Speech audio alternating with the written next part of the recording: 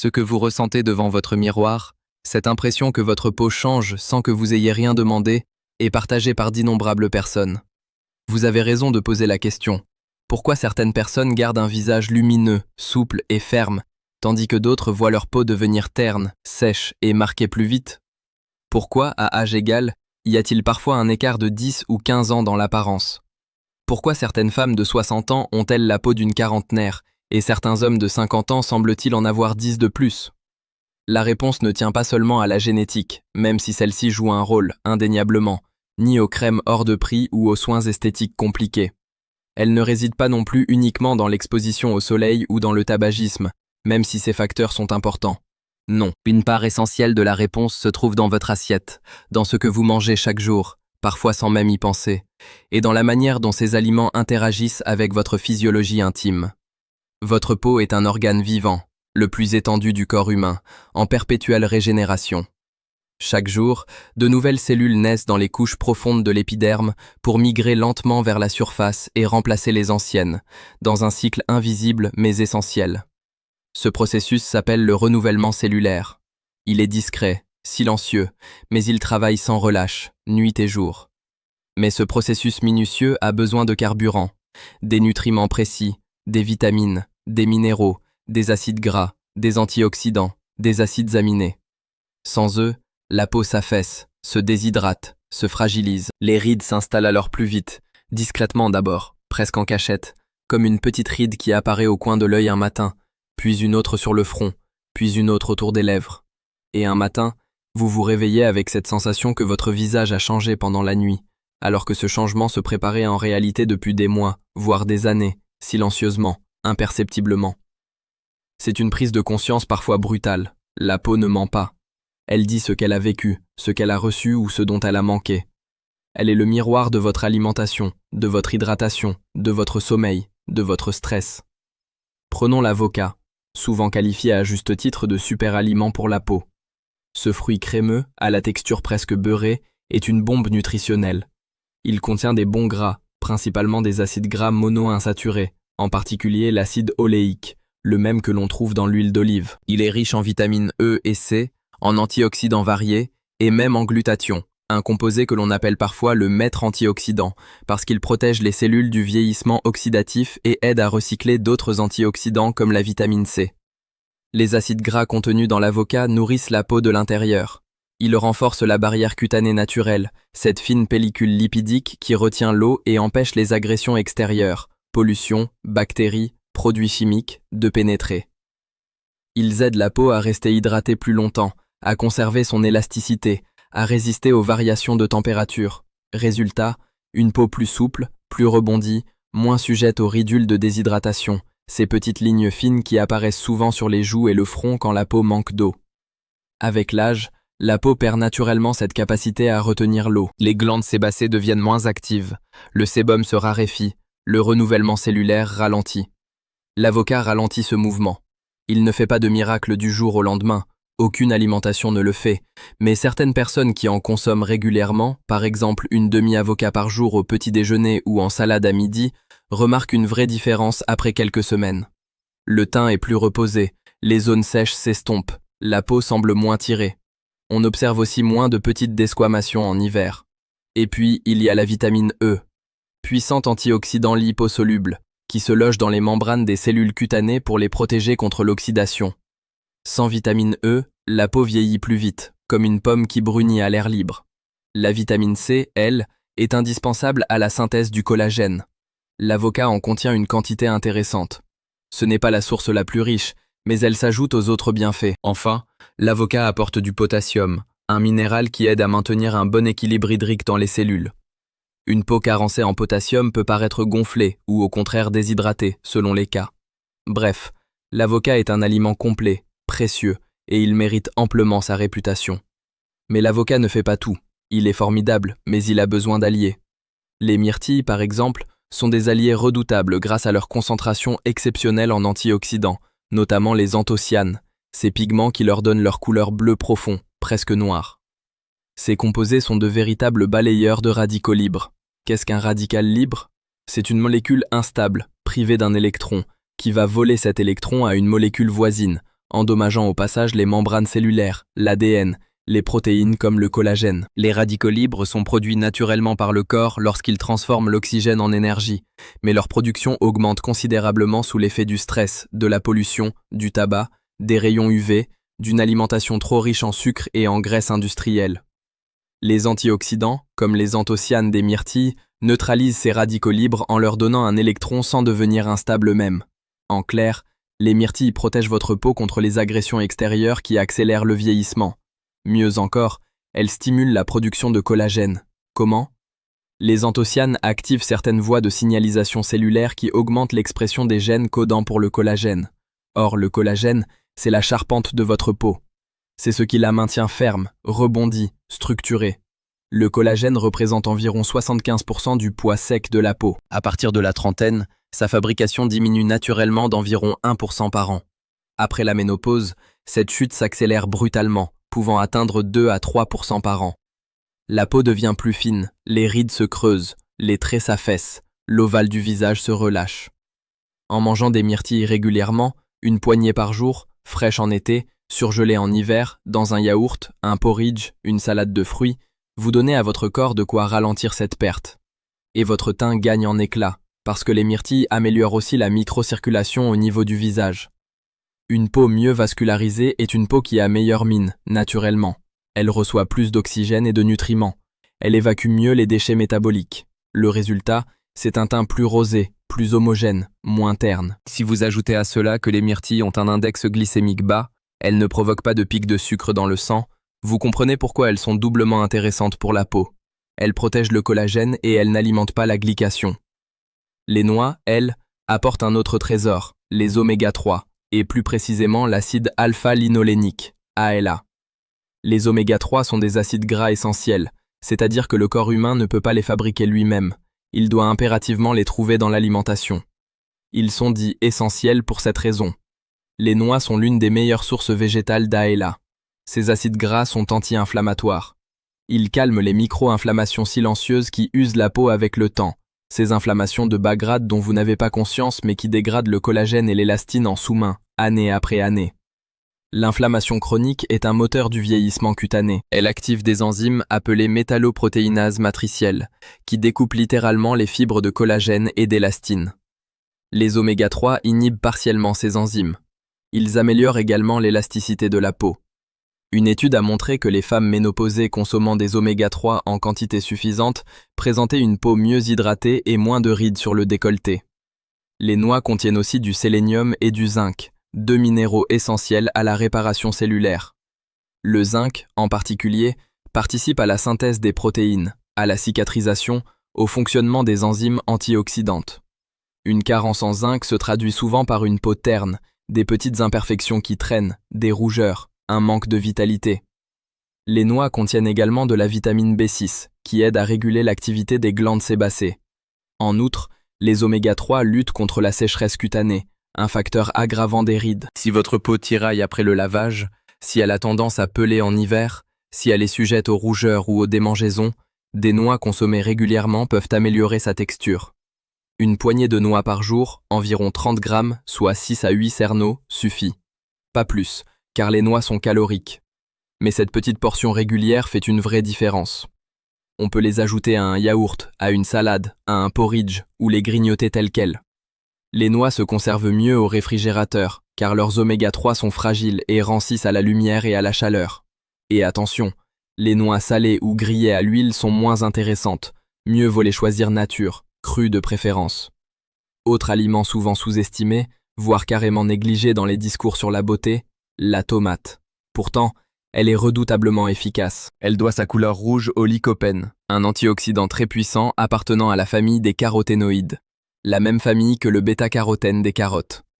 Le lycopène est particulièrement efficace contre les dommages causés par le soleil, ce qu'on appelle le photovieillissement.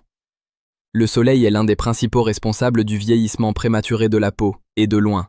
Les UVB brûlent la couche superficielle, provoquent les coups de soleil, mais ce sont les UVA qui sont les plus insidieux. Ils pénètrent profondément dans le derme, traversent les vitres, les nuages légers et détruisent progressivement le collagène. Ils sont responsables des rides profondes, des taches brunes, de la perte d'élasticité, de la texture granuleuse que l'on appelle parfois peau de cuir. Le lycopène agit comme un bouclier interne.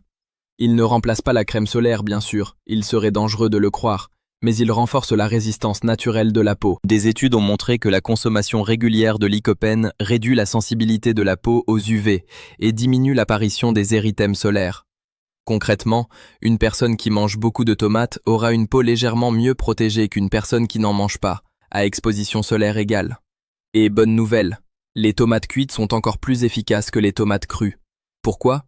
Parce que la cuisson dégrade les parois cellulaires du fruit et libère le lycopène, qui est piégé à l'intérieur des cellules.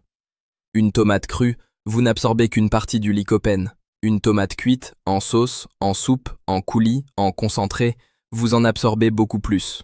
Et mieux, le lycopène est un caroténoïde liposoluble, c'est-à-dire qu'il a besoin de gras pour être correctement absorbé par l'intestin.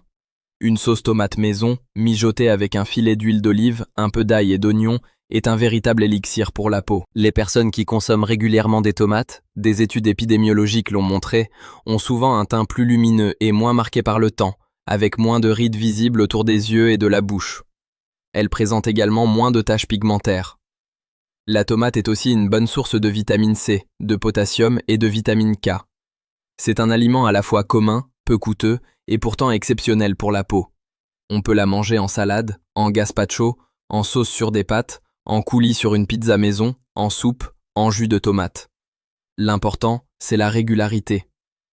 Enfin, le saumon mérite une place à part, presque de choix, dans ce panier d'aliments amis de la peau. Le saumon est riche en oméga 3, mais pas n'importe lesquels. Il contient du DHA, acide docosahexaénoïque, et de l'EPA, acide eicosapentaénoïque, les formes les plus actives et les plus directement utilisables par le corps humain. Les oméga 3 d'origine végétale comme ceux des noix, ALA, doivent être convertis en DHA et EPA par l'organisme, mais cette conversion est relativement faible, surtout chez certaines personnes. En mangeant du saumon, vous apportez directement les formes actives. Le saumon est aussi très riche en protéines de haute qualité, c'est-à-dire contenant tous les acides aminés essentiels. Ces protéines fournissent les briques élémentaires pour fabriquer du collagène et de l'élastine. Sans protéines suffisantes, la peau ne peut pas se renouveler correctement. Le saumon apporte également de la vitamine D, souvent carencée dans les pays peu ensoleillés, et la vitamine D joue un rôle important dans le renouvellement cellulaire et la régulation de l'inflammation. Il contient aussi de la vitamine B12, du sélénium, et un antioxydant remarquable appelé astaxanthine, celui qui donne au saumon sa couleur rose caractéristique. L'astaxanthine est un antioxydant encore plus puissant que la vitamine E, et certaines études suggèrent qu'elle protège la peau contre les UV et améliore l'élasticité. Enfin, les oméga 3 du saumon hydratent la peau de l'intérieur, en améliorant la qualité du sébum et en renforçant la barrière lipidique. Beaucoup de gens qui augmentent leur consommation de poissons gras, saumon, maquereau, sardines, harengs, remarquent leur peau plus douce, plus rebondie au toucher, après seulement 2 ou 3 mois. Les petites ridules semblent s'atténuer, la peau est moins sujette aux rougeurs et aux irritations. Ce n'est pas une illusion, les oméga 3 s'intègrent littéralement dans les membranes des cellules cutanées, les rendant plus fluides, plus souples et plus résistantes à la déshydratation. Une peau bien nourrie en oméga 3 se froisse moins, parce qu'elle reprend mieux sa forme après une mimique. Idéalement, on recommande de manger du poisson gras 2 à 3 fois par semaine. Le saumon sauvage est préférable au saumon d'élevage, car son rapport oméga 3 oméga 6 est meilleur, mais le saumon d'élevage reste très intéressant. On peut aussi varier avec des sardines en conserve, nature à l'huile d'olive, du maquereau, des anchois. Ces poissons sont souvent moins chers et tout aussi efficaces, mais ces aliments, avocats, myrtilles, noix, tomates, saumon, ne sont pas des baguettes magiques. Ils ne peuvent pas tout réparer seuls, en quelques jours, si le reste de votre hygiène de vie est déséquilibré. Ils prennent tout leur sens dans un ensemble d'habitudes cohérentes. Boire assez d'eau, par exemple, est fondamental. Une peau déshydratée perd immédiatement en éclat et en fermeté. Les rides de déshydratation, ces petites lignes fines qui apparaissent surtout sur le front et autour des lèvres, sont souvent réversibles en quelques jours rien qu'en buvant suffisamment. L'eau aide également à éliminer les toxines, à transporter les nutriments, à réguler la température corporelle. Combien boire ? Environ 1,5 à 2 litres par jour, en fonction de votre activité physique, de la température extérieure, de votre corpulence. Mais attention, boire trop d'eau d'un coup ne sert à rien, car l'excès est éliminé par les reins. Mieux vaut boire régulièrement tout au long de la journée, par petites quantités. Les tisanes, les bouillons légers, les eaux infusées comptent aussi. Le café et le thé noir ont un léger effet diurétique, mais ils hydratent tout de même modérément. L'alcool, en revanche, déshydrate fortement la peau.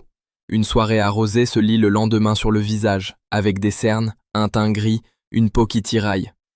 Dormir suffisamment est tout aussi crucial. C'est pendant le sommeil que la peau sécrète le plus d'hormones de croissance, qui stimulent la réparation cellulaire, et que le flux sanguin cutané augmente. Le sommeil profond, c'est le moment où la peau fait ses travaux d'entretien. Une nuit blanche se lit immédiatement sur le visage, cernes, teint gris, petits boutons inflammatoires, pores dilatés. À long terme, le manque de sommeil chronique accélère le vieillissement cutané, augmente les rides et réduit la capacité de la peau à se réparer après une agression, UV, pollution, etc. Les spécialistes recommandent entre 7 et 9 heures de sommeil par nuit pour un adulte. La régularité est aussi importante que la durée. Se coucher et se lever à heure fixe améliore la qualité du sommeil. Réduire le sucre est capital, et c'est l'un des conseils les plus difficiles à appliquer parce que le sucre est partout. Dans les sodas, les pâtisseries, les céréales du petit déjeuner, les sauces industrielles, les plats préparés, les yaourts aromatisés, le pain de mie, les biscuits apéritifs. Le sucre en excès provoque la glycation, un processus biochimique que j'ai déjà évoqué. La glycation, c'est la réaction entre des molécules de glucose ou de fructose et des protéines comme le collagène et l'élastine, sans l'aide d'une enzyme. Il en résulte des produits de glycation avancée, ou AGE, Advanced Glycation End Product. Ces AGE rendent les fibres de collagène et d'élastine rigides, cassantes, difficiles à renouveler. C'est comme si vous caramélisiez les ressorts de votre peau. Les rides deviennent alors plus marquées, plus profondes, et surtout moins réversibles, même avec des crèmes ou des soins coûteux. La peau prend un aspect jaunâtre, parfois cartonné, avec un manque d'éclat caractéristique. Réduire les sucres rapides, soda, bonbons, pâtisseries, viennoiseries, céréales trop sucrées, et même les excès de glucides raffinés, pain blanc, riz blanc, pâte blanche, semoule blanche, peut avoir un effet spectaculaire sur la qualité de la peau à long terme. Certaines personnes qui suppriment le sucre ajouté pendant un mois voient leur teint se transformer. Moins de rougeur, moins d'imperfections, plus d'uniformité, moins de cernes. Les glucides complets, pain complet, riz complet, quinoa, sarrasin, légumineuses, ont un index glycémique plus bas et provoquent moins de pics de sucre. Ils sont donc préférables. Attention aussi aux jus de fruits, même pressés maison. Ils sont très concentrés en sucre, fructose, et dépourvus des fibres qui ralentissent l'absorption. Un jus d'orange, c'est l'équivalent de 3 ou 4 oranges en sucre, sans les fibres. Mieux vaut manger le fruit entier. Manger plus de fruits et légumes, une grande variété, de toutes les couleurs, apporte des vitamines essentielles. La vitamine C, par exemple, est un cofacteur indispensable à la synthèse du collagène.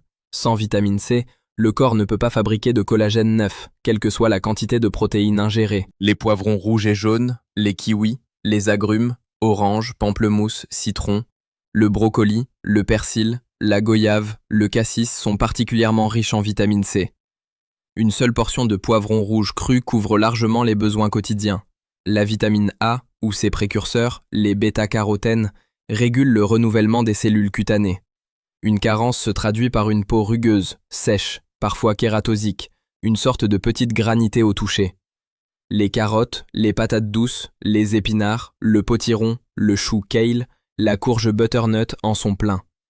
La vitamine E, qu'on trouve dans les amandes, les graines de tournesol, les épinards, l'avocat, protège les membranes des cellules contre l'oxydation. Le sélénium, présent dans les noix du Brésil, une seule noix par jour suffit. Le thon, les sardines, les œufs, est un antioxydant majeur qui travaille en synergie avec la vitamine E.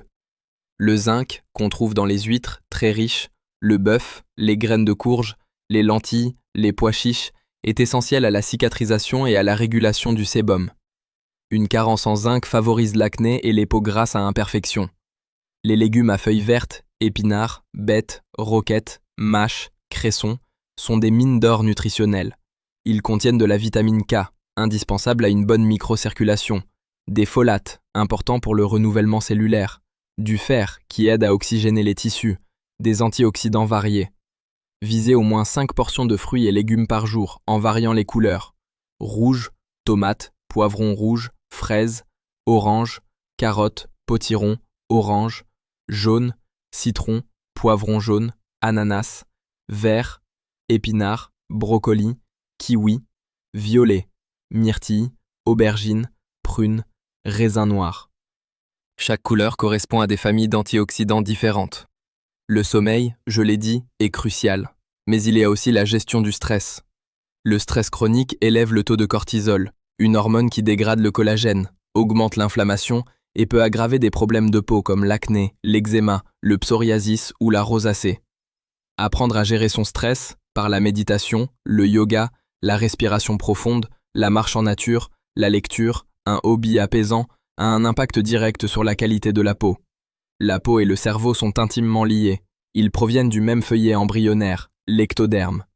C'est pourquoi les émotions se lisent sur le visage. La pratique régulière d'une activité physique modérée, marche rapide, vélo, natation, danse, améliore la circulation sanguine, donc l'oxygénation de la peau, et aide à évacuer le stress. Mais attention, le sport intensif et prolongé peut augmenter le stress oxydatif. Il faut trouver un équilibre. L'exposition au soleil mérite une mention particulière. Le soleil est à la fois bénéfice et risque. Un peu de soleil, 10 à 15 minutes par jour sur les avant-bras et le visage, hors heures les plus chaudes, est nécessaire à la synthèse de la vitamine D. Mais une exposition excessive, surtout sans protection, est le premier facteur de vieillissement cutané. Les crèmes solaires sont utiles, mais elles ne protègent jamais à 100%. Le mieux, c'est d'éviter les heures les plus chaudes, entre 11h et 16h en été, de porter un chapeau et des vêtements couvrants et de chercher l'ombre. Les antioxydants alimentaires comme ceux des myrtilles, des tomates, du thé vert, du cacao cru aident à limiter les dégâts, mais ils ne remplacent pas la protection physique. Enfin, parlons un instant des probiotiques et de la santé intestinale. L'intestin et la peau sont reliés par un axe appelé axe intestin-peau. Un déséquilibre du microbiote intestinal, dysbiose, peut se manifester par des problèmes de peau, acné, eczéma, rosacée, peau terne.